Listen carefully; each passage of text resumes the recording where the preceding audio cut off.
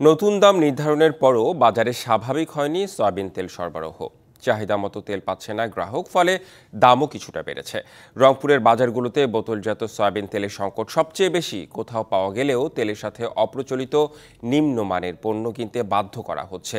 তেল সরবরাহের অন্যতম এলাকা চট্টগ্রামের বাজারেও তেলের বাজারে অস্থিরতা দেখা গেছে। নতুন দাম নির্ধারণ হলেও আন্তর্জাতিক বাজারে বুকিং রেট ও ডলারের দামকে বাজার অস্থিরতার জন্য দায়ী করছেন ব্যবসায়ীরা। Double million offer Walton fridge কিনে পেতে পারেন 20 লক্ষ টাকা, রয়েছে কোটি কোটি টাকার নিশ্চিত উপহার। সয়াবিন তেলের সংকট নিয়ে রাজধানীর মহাখালী বাজার থেকে ভোজ্য তেলের বাজারের বিস্তারিত জানাতে যোগ দিচ্ছেন সহকর্মী ইউসুফ রানা। ইউসুফ, আপনার পর্যবেক্ষণ আসলে কি বলে, কেন সয়াবিন তেলের দাম নির্ধারণ করে দেওয়ার পরও এই সংকট দেখা দিচ্ছে?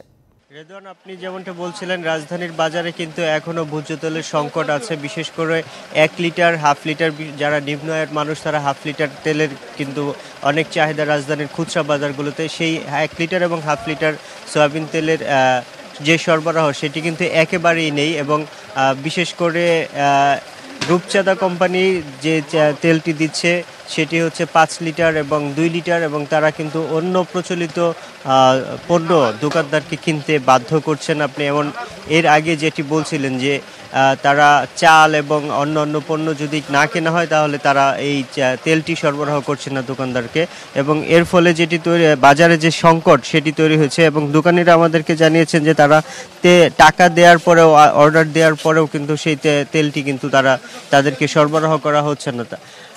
মিল মালিক এবং আড়তদারদের পক্ষ থেকে যেটি বারবারই বলা হচ্ছে তাদেরকে, সেটি হচ্ছে দাম এর মানে সরবরাহ খুবই কম, এবং এই তেল দিয়ে তাদেরকে চালিয়ে নেওয়ার জন্য বলা হচ্ছে। বিষয়টা অনেকটা এরকম। এবং কেন এই তেলের সরবরাহ বাড়ছে না বাজারে সেটি নিয়েও কিন্তু একটি ধোঁয়াশা কাজ করছে। এখন পর্যন্ত এই বিষয়টি কিন্তু এখনো পরিষ্কার হচ্ছে না, কারণ সরকারের পক্ষ থেকে কিন্তু বারবারই এই তেলের দাম কমানোর জন্য এবং তেলের সরবরাহ স্বাভাবিক করার জন্য চেষ্টা করা হচ্ছে।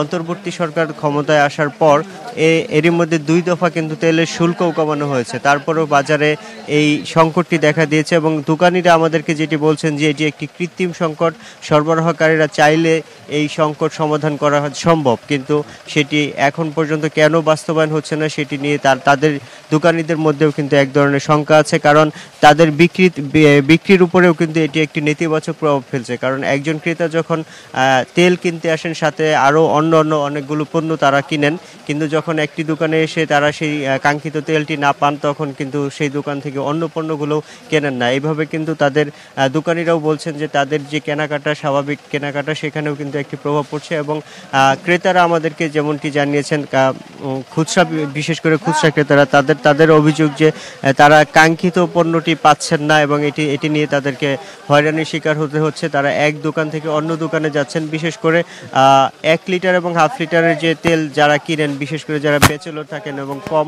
আয়ের মানুষ, তারা কিন্তু সবচেয়ে বেশি বিপাকে পড়েছেন এই পণ্যটি নিয়ে। এবং তারা বলছেন যে সরকারের উচিত এই বিষয়টি নিয়ে খুব দ্রুত সমাধান করা, এবং এটি যদি সমাধান করা না হয় তাহলে এই যে হয়রানি সাধারণ মানুষের, এটি কিন্তু থামবে না। এবং ক্রেতারা কিন্তু এই হয়রানির শিকার হচ্ছেন, কারণ গত 9 ডিসেম্বর কিন্তু বাজারে এই তেলের সরবরাহ স্বাভাবিক করার জন্য দাম বাড়ানো হয়েছিল, তারপরেও কিন্তু এখন পর্যন্ত এই সমস্যার সমাধান হয়নি। এবং কবে নাগাদ এই সংকট সমাধান হবে সেটি নিয়ে কিন্তু ক্রেতা এবং বিক্রেতার মধ্যে একটি উদ্বেগ এখনও কাজ করছে।